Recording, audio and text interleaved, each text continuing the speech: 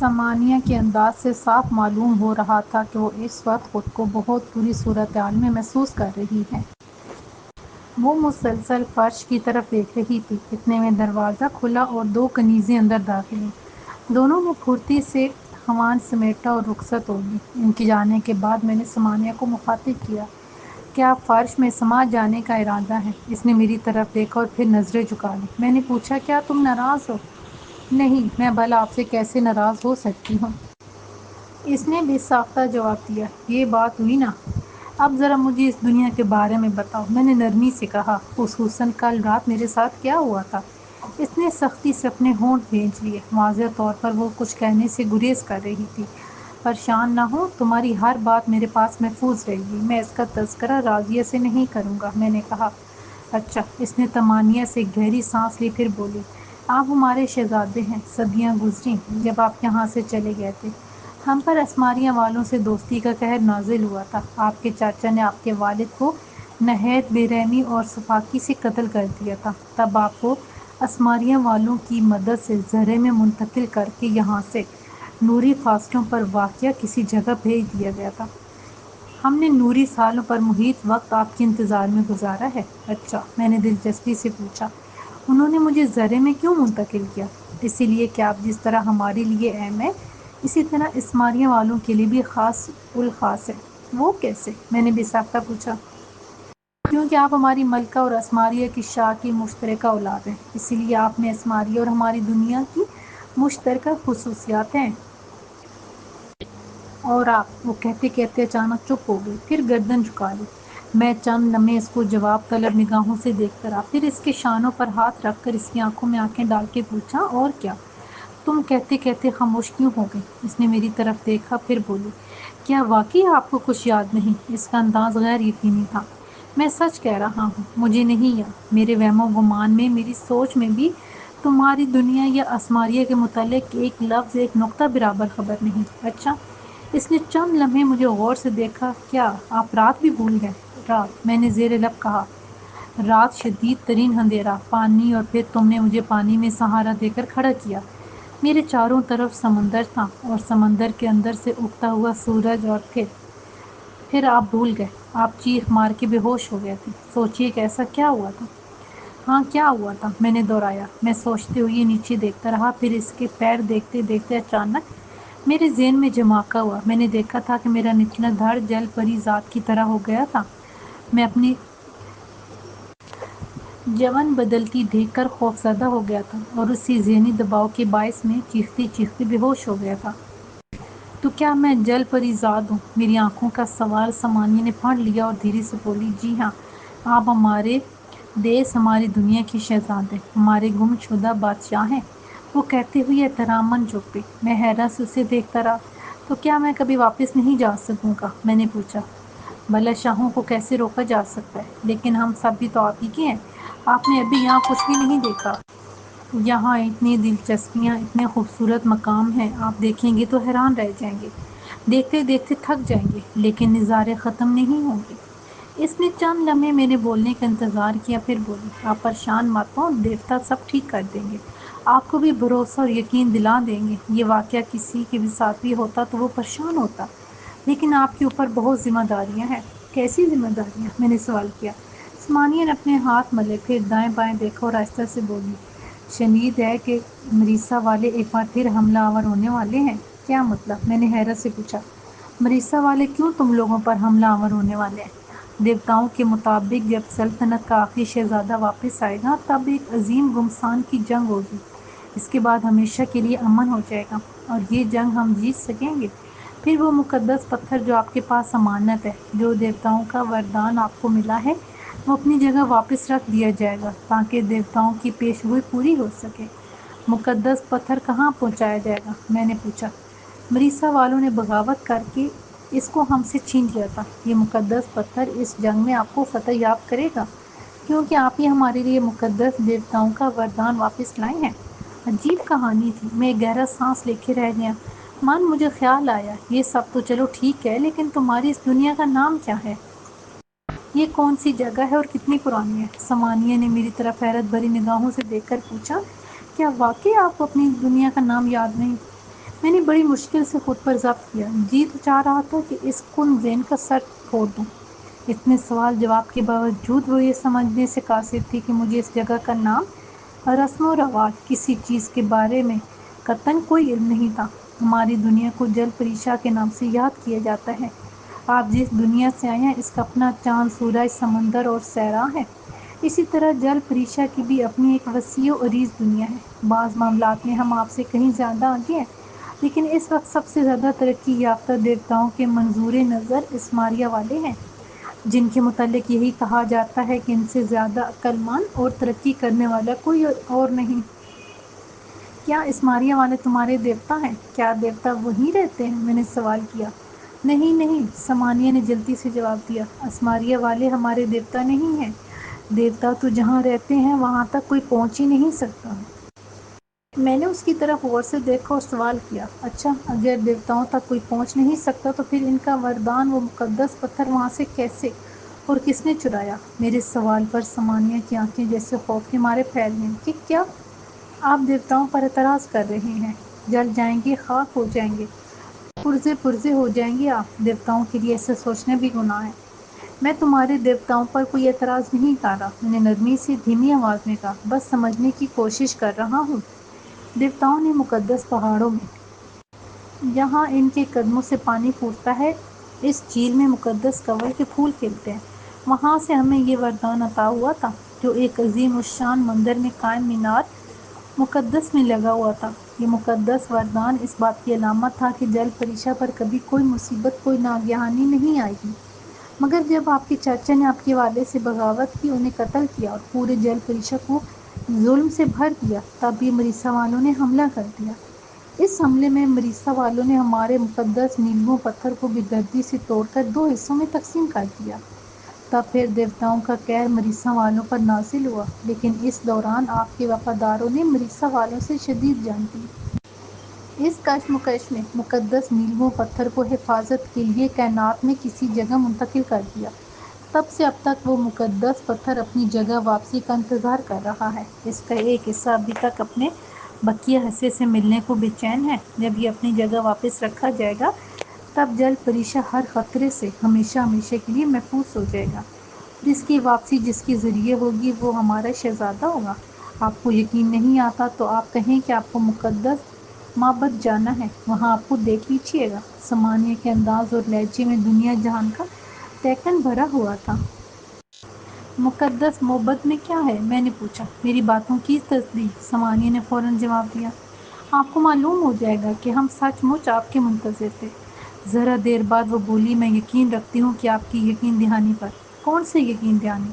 میں نے بے خیالی میں پوچھا۔ سمانیہ کی آنکھیں لمحہ بھر کو خوف سے بھر گئیں۔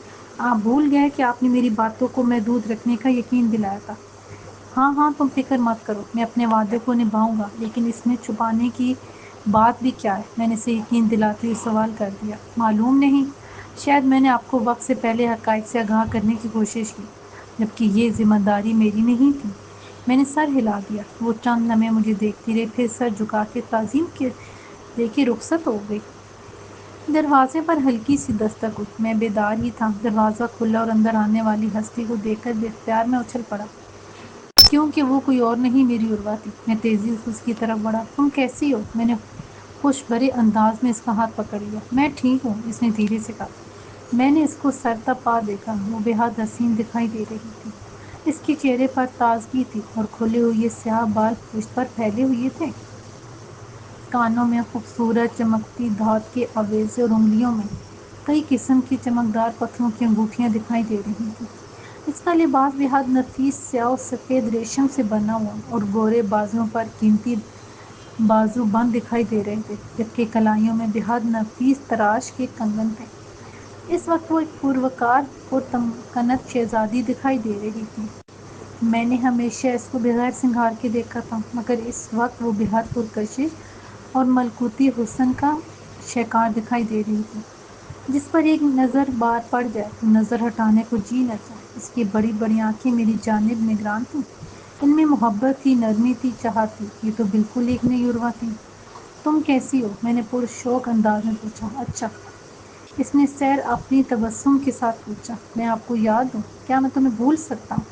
میں نے اس کو شکوے بھری نگاہوں سے دیکھتے ہوئے کہا۔ اس نے مجھے مسکرا کے دیکھا اور آگے بڑھ کے کرسی پر بیٹھ گئی۔ راضیہ نے بتایا تھا کہ تمہاری طبیعت ٹھیک نہیں تھی۔ میں نے سوال کیا، اب کیسی ہو؟ آپ کے سامنے ہو۔ وہ طمانینت سے مسکرائی۔ تمہیں دیکھ کر بہت اچھا لگ رہا ہے، میں نے دھیرے سے کہا۔ ہاں مجھے بھی، اس نے دھیرے سے جواب دیا۔ میں نے اس کا ہاتھ تھام لیا۔ اس نے میری طرف بھرپور نگاہوں سے دیکھا۔ ہماری نگاہیں ملیں۔ میرے ہونٹ اس کے کانوں میں ہلکورے لیتے آویزوں کے لمس کو محسوس کرنے لگے۔ ہم واپس کیسے جا سکتے ہیں؟ میں نے سرگوشی کی۔ اس نے کسمسا کے میرا ہاتھ زور سے دبایا اور اتنی مدھم آواز سے بولی جس کو میں بمشکل محسوس کر پایا، ابھی خاموش رہیں۔ عروہ کی بات نے مجھے جیسے زندہ کر دیا۔ اس کو اپنا آپ یاد تھا، یوں جیسے مجھے اپنا آپ یاد تھا۔ میں نے خود کو پیچھے ہٹا لیا۔ اگر کوئی ہمیں قریب تو کیا فاصلے سے بھی دیکھتا تو یہی سمجھتا کہ دو بچھڑے ہوئے مل رہے ہیں، اور اس میں کوئی شک بھی نہیں تھا کہ ہمیں بچھڑے ہوئے چند دن نہیں، شاید صدیاں گزر گئی تھیں۔ راول کہاں ہے؟ وہ کیسا ہے؟ میں نے پوچھا۔ وہ اب بہتر ہے، اس کا بازو کندھے سے سرک گیا تھا مگر اب بخوبی حرکت کر رہا ہے، اس نے بتایا۔ میں اس سے ملنا چاہتا ہوں، میں نے فوراً کہا۔ میں معلوم کر کے بتاتی ہوں۔ وہ اٹھنے لگی۔ تم بیٹھو، میں کسی دوسرے سے کہتا ہوں، میں نے کہا۔ آپ کیوں جا رہے ہیں؟ اس کو طلب کر لیجیے، عروہ نے مجھے ٹوکا۔ وہ آپ کا محافظ، آپ کا غلام ہے۔ کیا ہو گیا ہے تمہیں؟ میں نے اس کو حیرت سے دیکھا۔ وہ میرا غلام نہیں، میرا دوست ہے، وہ راول ہے جس کے ساتھ میں نے اچھا برا وقت بتایا ہے۔ وہ میری بات پر خاموش رہی۔ میں نے اٹھ کے دروازے پر دستک دی۔ چند ہی لمحوں میں دروازہ کھلا اور ایک خادمہ اندر داخل ہوئی اور سر جھکا کے خاموشی سے کھڑی رہی۔ چند لمحے تو میری سمجھ میں نہ آیا کہ کیا کہوں۔ یوں لگتا تھا جیسے میرے چاروں طرف صرف لڑکیاں ہی لڑکیاں ہیں۔ انہوں نے مجھے اشارہ کیا تو میں نے کہا، مجھے راول سے ملنا ہے۔ جی اچھا۔ اس نے آگے بڑھ کر دروازے کا پٹ کھول دیا جیسے آگے بڑھنے کا کہہ رہی ہو۔ عروہ نے مجھے جانے کا اشارہ کیا۔ خادمہ نے سر کو قدرے خم دے کر دائیں جانب اشارہ کیا اور رواں ہو گئی۔ اس کی چال میں عجیب سا بن کن پن تھا، جیسے چل نہیں رہی ہو، تیرتی ہوئی جا رہی ہو۔ اس کے پیر حرکت کر رہے تھے لیکن فرش کو نہیں چھو رہے تھے۔ میں اس کی میت میں چلتا ہوا ایک بڑے دروازے پر پہنچ گیا۔ دروازے پر دستک فوراً ہی کھل گیا۔ سامنے مجھے راول دکھائی دے گیا، مگر کیا یہ راول تھا؟ مجھے حیرت ہوئی۔ سیاہ بغیر بازوؤں کی چرمی جیکٹ نما قمیض جو آگے سے کھلی ہوئی تھی، اس کی چوڑی چھاتی کی خود نمائی میں اضافہ کر رہی تھی۔ اس کے مضبوط بازوؤں پر سرخ رنگ کا بازو بندھا ہوا تھا اور اسی رنگ کی ایک سیاہ اور سنہری چوڑی پٹی کمر کے گرد لپٹی ہوئی تھی، جیسے سیاہ رنگ کا بڑا مضبوط پاجامہ گھٹنوں سے اونچا تھا۔ اس کی مضبوط پنڈلیاں صاف دکھائی دے رہی تھیں۔ مجھے دیکھتے ہی وہ اٹھ کھڑا ہوا اور ہاتھ باندھ کے کھڑے ہوتے ہوئے بولا، میرے شہزادے۔ کیا بکواس ہے! میں نے آگے بڑھ کے اس کو گلے لگا لیا۔ تم راول ہو، میرے دوست، یاد ہے نا جزیرے پر ہم کتنے دن قید رہے پھر؟ شہزادے، اس نے مجھے احترام سے مخاطب کرتے ہوئے جواب دیا۔ یقیناً آپ درست کہہ رہے ہیں، مجھے آپ کے ساتھ وقت گزارنے کا شرف حاصل ہوا ہے، لیکن غلام یہ کبھی فراموش نہیں کر سکتا کہ اس کی حقیقت اور حیثیت کیا ہے۔ عظیم دیوتاؤں نے مجھے آپ کی حفاظت کا فریضہ سونپا ہے، اور یہ فریضہ میں گرم لہو کے آخری قطرے تک نبھاؤں گا۔ اس کی بات سے یہ بات تو صاف ظاہر ہو گئی تھی کہ اس کو ماضی یاد تھا۔ یہ تو بہت اچھی بات ہے کہ تمہیں سب یاد ہے، میں نے پوچھا۔ اس نے مؤدب انداز میں میرا ہاتھ تھام کر مجھے کرسی پر بٹھا دیا۔ یہ سب کیا ہے؟ میں نے سوال کیا۔ شہزادے، یہ آپ کی سرزمین ہے، آپ کا گھر، آپ کی سلطنت۔ اچھا، میں نے جواب دیا۔ ایک بات میری سمجھ میں نہیں آ رہی ہے کہ تم اور عروہ کس طرح یہاں کی صورتحال سے ہم آہنگ ہو گئے، اور میں ایسا کیوں نہیں کر سکتا؟ مجھے کیوں یہ سب اپنا اپنا محسوس نہیں ہوتا؟ کیوں مجھے یہاں یکسوئی اور قلب کی تسکین محسوس نہیں ہوتی؟ شہزادے، ہم تو غلام ہیں، ہماری سوچ محدود ہے، ہماری موروثی ذمہ داری آپ سے وفاداری، آپ کی حفاظت ہے۔ جب بغاوت ہوئی اور آپ کو یہاں سے بھیجا گیا تو یہ فریضہ ہمیں سونپا گیا کہ ہم آپ کی حفاظت کریں، زندگی کے ہر دور میں۔ کیا مطلب؟ میں نے چونک کے اس کی بات کاٹی۔ اپنی بات کی وضاحت کرو، تم کہنا کیا چاہتے ہو؟ زمانے کی جس جس کروٹ میں آپ کی آبیاری ہوئی، میں آپ کے ساتھ ساتھ رہا، کبھی دوست کی صورت، کبھی استاد کی، تو کبھی پڑوسی کی صورت میں۔ ہر جنم میں آپ کے ساتھ ہی رہا۔ اچھا، میں نے سوال کیا، اگر تمہیں سب کچھ یاد ہے تو مجھے یاد کیوں نہیں؟ میں کیوں تم کو پہچان نہیں سکا؟ سادہ سی بات ہے کہ اس کی ضرورت نہیں تھی۔ کیونکہ جب تک واپسی کا وقت نہیں آتا آپ کو کچھ یاد نہیں آتا، راول نے نرم لہجے میں جواب دیا۔ تو تمہیں یاد تھا سب کچھ؟ میں نے سوال داغا۔ نہیں شہزادے، راول نے آہستگی سے کہا، ہر مرتبہ ہر جنم میں مجھے یہ احساس ضرور رہا کہ مجھے آپ کی مدد کرنا ہے، آپ کا خیال رکھنا ہے، آپ کی حفاظت کرنا ہے۔ یاد کیجئے میں نے جزیرے میں بھی کہا تھا کہ نہ جانے کیوں آپ کی طرف دل کھینچتا ہے، ایک نامعلوم سا احساس مجھے آپ کے ساتھ باندھے رکھتا ہے۔ پھر جب ہمارا سفر شروع ہوا تو مجھے تمام ادوار اور اپنا ماضی، اپنا دیس، اپنا فریضہ سبھی یاد آ گیا۔ میں ایک گہری سانس لے کر رہ گیا۔ بظاہر جو کچھ اس نے بتایا تھا وہ منطقی اعتبار سے اپنی سچائی ثابت کر رہا تھا۔ میں نے پوچھا، تو پھر عروہ کو تم نے کیوں نہیں پہچانا، اور وہ کون ہے؟ راول نے کہا، جب میں جزیرے میں دوسری بار عروہ سے ملا تو مجھے ایک عجیب سا احساس ہوا کہ اس کو دیکھا ہے، اب کہاں دیکھا ہے یہ یاد نہیں آ رہا تھا، اور اس الجھن میں مجھے اس سے ایک اکتاہٹ کا احساس ہوا، کیونکہ لاشعوری طور پر میں ہر اس چیز سے چوکنا ہو جاتا تھا جو آپ کے قریب آتی۔ یہ ایک لاشعوری عمل تھا۔ پھر تمہیں کیسے یاد آیا کہ تم راول ہو، میرے موافق، اور یہ عروہ کون ہے؟ میں نے پوچھا اور راول کی طرف دیکھنے لگا۔ راول نے کہا، شہزادے، ہر جنم میں آپ اور عروہ ایک دوسرے کے قریب رہے ہیں۔ جب آپ نے 3000 سال قبل راجا جی کے ہاں جنم لیا تھا تب آپ کے چاچا نے آپ کے والد صاحب سے بغاوت کی تھی، اس میں بھی آپ کی داسی جو آپ سے پیار کرتی تھی اس نے آپ کو بچایا تھا۔ اس وقت شاہی روایات کے مطابق آپ کو عروہ کو اپنے ہاتھوں سے قتل کرنا تھا، کیونکہ وہ آپ کے ساتھ خلوت نشین ہو چکی تھی، اور شاہی روایات کے مطابق کوئی کنیز شاہی خاندان کی اولاد کو جنم نہیں دے سکتی، اور ایسی خلوت کی سزا موت تھی، اور آپ کو بھی اس طرح قتل کیے جانا مقصود تھا کہ آپ پر خوفناک خون چوسنے والی جونکیں چسپاں کر دی جائیں، جو اس وقت تک آپ کے بدن سے خون چوستی رہتی جب تک آپ مر نہیں جاتے۔ یوں آپ کا قتل ایک قطرہ شاہی خون بہائے بغیر ہو جاتا اور اس کی جان چھوٹ جاتی، راول نے تفصیل سے بتایا۔ میں خاموشی سے اس کی شکل دیکھتا رہا۔ راول وہی بات بیان کر رہا تھا جو میں خواب میں دیکھتا تھا۔ اب کیا ہوگا؟ میں نے دھیرے سے کہا۔ جو دیوتا کریں گے اچھا ہی کریں گے، راول نے اطمینان سے جواب دیا۔ یہ غلام آپ سے صرف ایک آواز کی دوری پر ہے، آپ ہرگز اپنے ذہن کو مت تھکائیے، یہ آپ کی سلطنت، آپ کی دنیا ہے۔ اچانک مجھے خیال آیا تو میں نے سوال کیا، کیا تمہیں کملی اور بچے یاد نہیں آتے؟ غلام کے جذبات نہیں، فرائض قائم ہوتے ہیں، اور ہر صورت میں فرائض ہی اولویت رکھتے ہیں۔ وہ سر جھکا کے بولا اور میں گہری سانس لے کر اپنے کمرے کی طرف چل پڑا۔ راضیہ نے دروازے پر دستک دی اور اندر آ گئی۔ کہاں تھے تم؟ میں نے پوچھا۔ کچھ ضروری امور کی انجام دہی کے سلسلے میں دوسرے مقام تک جانا پڑا تھا، اس نے جواب دیا۔ اچھا، تو پھر مسئلہ حل ہو گیا؟ میں نے پوچھا۔ کون سا مسئلہ؟ راضیہ نے چونک کے پوچھا۔ ارے بھائی، اس میں چونکنے کی کیا بات ہے؟ تم ہی تو بتا رہی تھی کہ ضروری امور کے سلسلے میں جانا پڑا، تو ظاہر ہے کوئی مسئلہ ہوگا، جب ہی تم گئی تھی۔ ہاں ہاں، یہ تو ہے، اس نے سرسری لہجے میں کہا اور ادھر ادھر دیکھنے لگی۔ کیا تمہیں کسی کی تلاش ہے؟ میں نے پوچھا۔ نہیں نہیں، ہرگز نہیں۔ بھلا مجھے کس چیز کی تلاش کیوں ہوگی؟ پھر وہ اچانک بولی، کیا خیال ہے کچھ کھانا پینا ہو جائے؟ میں نے حیرت سے اس کی طرف دیکھا۔ ضرور، ویسی بھی دوپہر ہو رہی ہے، کیا تم میرے ساتھ کھانا پسند کرو گی؟ کیوں نہیں، راضیہ نے خوش دلی سے جواب دیا۔ شہزادے کے ساتھ کھانا کھانا تو ایک اعزاز ہے، میں نے بھی خوش دلی کا مظاہرہ کرتے ہوئے ہنس کے کہا۔ لیکن ابھی تک اس شہزادے کو قید میں ہی رکھا گیا ہے، کہیں گھمایا پھرایا نہیں گیا۔ کیا یہ میری سلطنت نہیں ہے؟ یہ سب آپ ہی کا ہے، کسی کی کیا مجال کہ آپ کے حکم سے سر منہ انحراف کی جرات بھی کر سکے۔ آپ کھانا کھائیے، پھر میں آپ کو باہر لے چلوں گی، راضیہ نے جواب دیا۔ ٹھیک ہے، میں ذرا تازہ دم ہو لوں۔ میں نے غسل خانے کی طرف بڑھتے ہوئے کہا اور کن اکھیوں سے راضیہ کی طرف دیکھا، انہیں جانے خلا میں دیکھتے ہوئے کیا سوچ رہی تھی۔ 4 سفید براق گھوڑوں پر مشتمل بگی دروازے پر ہماری منتظر تھی۔ یہ پرانے طرز کی بگی تھی جس کو چاروں طرف سے شیشوں سے کور کیا گیا تھا، اور شیشوں کے ساتھ منقش دھاتوں کے بیل بوٹے بنائے ہوئے تھے۔ گھوڑوں کی سرخ راسیں بے حد خوبصورت لگ رہی تھیں۔ میں راضیہ کے اشارے پر جیسے ہی بگی میں سوار ہوا، مجھے یوں لگا جیسے پیچھے سے کوئی اور بھی میرے ساتھ چڑھا ہو۔ میں نے رخ موڑ کے دیکھا تو شیشے میں سے راول کھڑا دکھائی دیا۔ اس نے مجھ سے نظر ملتے ہی سر کو خم کر کے تعظیم دی اور چونکنا ہو کر کھڑا ہو گیا۔ اس کے پہلو سے ایک لمبی سی نیام لٹک رہی تھی، یقیناً اس میں چمکتی ہوئی تیز دھار تلوار ہوگی۔ دوسرے پہلو میں ایک خنجر بھی ارسا ہوا تھا، وہ ہر طرح سے لیس تھا۔ بگی آگے بڑھی، تب میں نے دیکھا کہ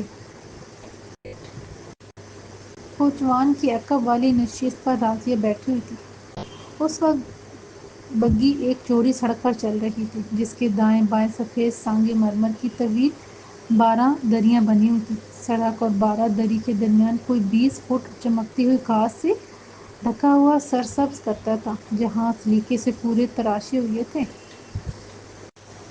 دائیں بائیں منظر تیزی سے گزرتے جا رہے تھے۔ اچانک ایک بڑی سی عمارت کے سامنے پہنچ کر بگی رک گئی۔ پہلے کوچوان اترا پھر راضیہ۔ اتنی دیر میں راول لپک کر بگی کا دروازہ کھولے میرا منتظر تھا۔ باہر نکلتی خنک ہوا میرے رخسار سے ٹکرائی۔ میں نے ایک گہری سانس بھر کے تازہ ہوا اپنے پھیپھڑوں میں منتقل کی اور راضیہ کی طرف متوجہ ہوا۔ اس نے مجھے آگے بڑھنے کا اشارہ کیا اور خود بھی سنگی عمارت کی طرف بڑھنے لگی۔ تھوڑی ہی دور چل کر عمارت کی سیڑھیاں شروع ہو گئیں۔ اندازاً کوئی 50 کے قریب سیڑھیاں طے کر کے ہم عمارت کے مرکزی چبوترے پر جا پہنچے جہاں سے چند 100 فٹ کی دوری اور بلندی پر صدر دروازہ دکھائی دے رہا تھا۔ کچھ ہی دیر میں ہم دروازے تک پہنچ گئے۔ پھر ہم نے اندر قدم رکھا۔ سامنے ہی ایک بڑا سا ہال تھا جس کے وسط میں ایک بے حد بلند مینار تھا۔ مینار کے دائیں بائیں 3 تصویریں بڑی مہارت سے بنائی گئی تھیں۔ دائیں جانب ایک مرد اور عورت کی تصویر تھی جبکہ دوسری طرف صرف ایک تصویر تھی۔ میں حیرت سے تصویر کو دیکھ رہا تھا۔ اس میں شاہی لباس پہنے ایک نوجوان کھڑا تھا جس کے قدموں میں پھولوں کے ڈھیر لگے ہوئے تھے۔ راضیہ نے سر جھکا کر تصویر کو تعظیم دی جبکہ راول ماحول سے بے نیاز زمین پر نظریں گاڑے کھڑا تھا۔ اب تو آپ کو یقین آ گیا کہ آپ ہمارے شہزادے ہیں، راضیہ نے میری طرف دیکھ کے کہا۔ میں نے دوبارہ تصویر پر نگاہ ڈالی۔ نوجوان کی آنکھیں بے حد روشن تھیں۔ مجھے یوں لگا جیسے تصویر کی آنکھیں کہہ رہی ہوں، مجھے پہچانو، یہ میں ہوں، ہم تو ایک ہیں۔ اب میں نے پہچانا، وہ میری تصویر تھی۔ میں حیران و ششدر تھا کہ میری تصویر یہاں کیسے آئی۔ اس تصویر نے بتا دیا کہ آپ ہی ہمارے شہزادے ہیں۔ اس سلطنت کی ذمہ داریاں اب آپ پر ہی اٹھائیں گے، اس لیے کہ دیوتاؤں کا فیصلہ اٹل ہوتا ہے، راضیہ نے میری طرف دیکھتے ہوئے مضبوط لہجے میں کہا۔ پھر اس نے میرا ہاتھ تھاما اور سیڑھیاں اترنے لگی۔ میں سیر زدہ سر کے ساتھ میکانیکی طور پر چل رہا تھا۔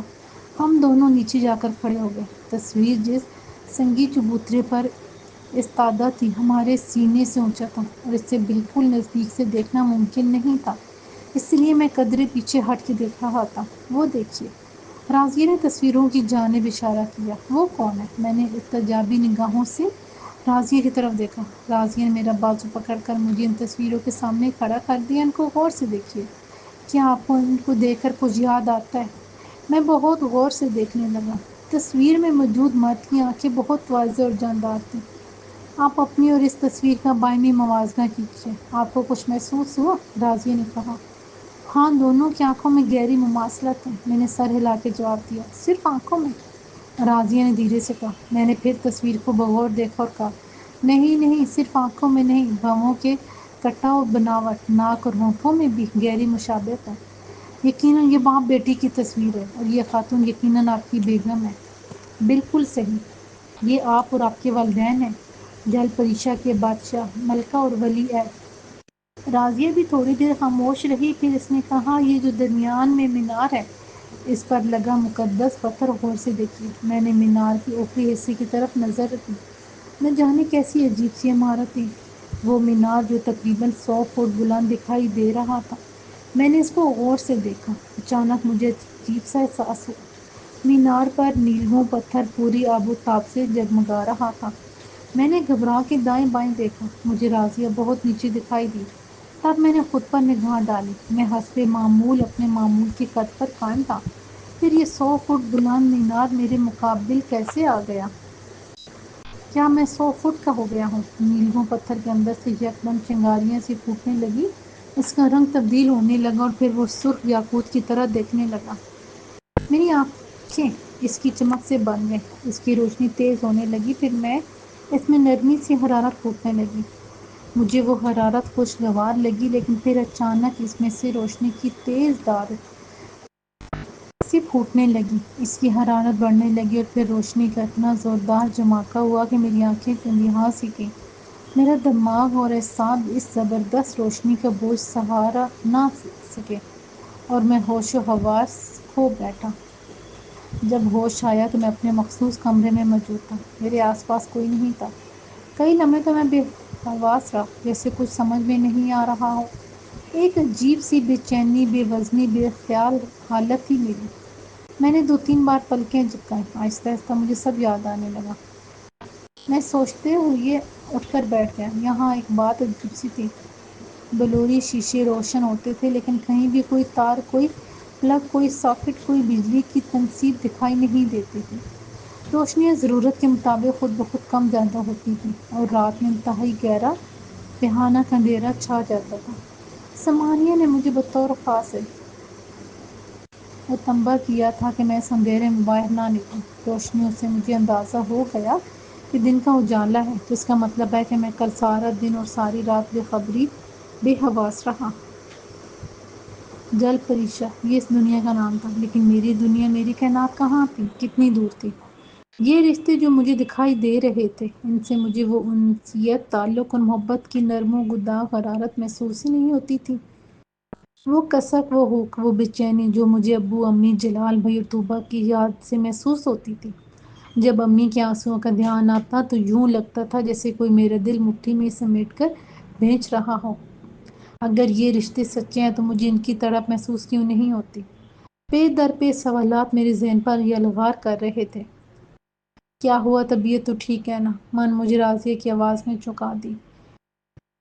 وہ کب اندر آئی مجھے احساس ہی نہیں ہوا۔ کیا میں کل سے بے ہوش تھا؟ میں نے پوچھا۔ اگر آپ کی جگہ کوئی اور ہوتا تو وہ مقدس نیلگوں پتھر دیوتاؤں کی وردان کی چمک کو برداشت نہیں کر سکتا تھا، اور یہ اس بات کی علامت ہے کہ آپ ہی اس دنیا کے وارث ہیں۔ راضیہ نے جواب دیا۔ میں خاموشی سے اسے دیکھتا رہا۔ کیا آپ کچھ کہنا چاہتے ہیں؟ میں واپس جانا چاہتا ہوں، میں نے دو ٹوک لہجے میں کہا۔ میرا ان سب چیزوں پر یقین نہیں ہے، مجھے واپس جانا ہے۔ کتنی دور ہے میری دنیا؟ میں ناشتہ بھجواتی ہوں، آپ جلدی سے تازہ دم ہو جائیں۔ وہ اٹھ کر جانے لگی تو میں نے پھرتی سے اس کی کلائی پکڑ لی۔ تم مجھے جواب دیے بغیر نہیں جا سکتی۔ شہزادے، آپ کو سوال کرنے کا حق حاصل ہے، لیکن ان کے جواب میری حدود سے ماورا ہے۔ مجھے معاف کیجیے، راضیہ نے دھیرے سے کہتے ہوئے اپنی کلائی چھڑا لی۔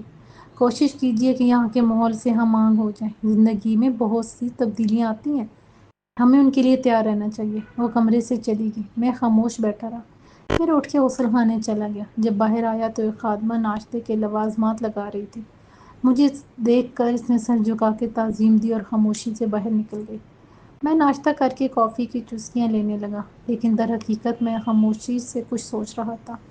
یہاں کا ماحول بہت عجیب تھا۔ بظاہر طور پر کوئی پابندی نہیں تھی، لیکن یہ بھی سچ تھا کہ میں ان کے نظام کو ابھی تک نہیں سمجھ پایا تھا۔ بقول راضیہ اور ثمانیہ میں اس سلطنت تخت و تاج کا وارث تھا۔ میرے والدین کی تصویر معبد میں آویزاں تھی، مقدس نیلگوں پتھر معبد میں مینار پر موجود تھا، تو پھر میرے پاس اس نیلگوں پتھر کا ہونا کیا معنی رکھتا تھا؟ مجھے سوچ سمجھ کر اپنا کوئی لائحہ عمل بنانا تھا۔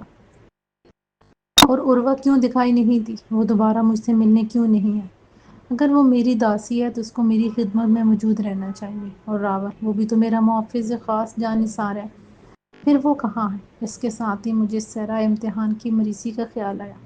وہ کہاں ہے؟ وہ جل پریشا کی قید میں تھا۔ اس کا مطلب ہے کہ مجھے مریسی کو تلاش کرنا چاہیے، پھر دیکھتے ہیں کہ اس سے مزید کیا معلومات ملتی ہیں۔